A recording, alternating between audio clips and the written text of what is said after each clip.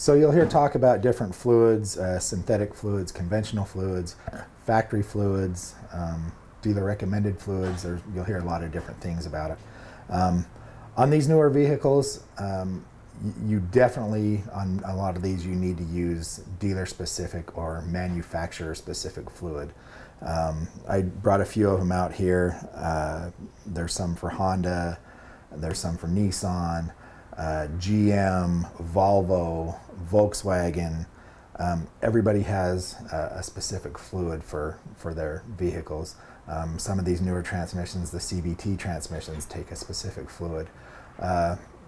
Problem is a lot of these vehicles, the solenoids, the different working parts inside the transmission, this fluid has been formulated specifically for these vehicles and these solenoids. And if you put something other than the factory fluid in there, you'll start having solenoid problems and different problems like that, possibly heat problems, possibly hard shifts, soft shifts. There's a gamut of different things that can happen from using the wrong fluid.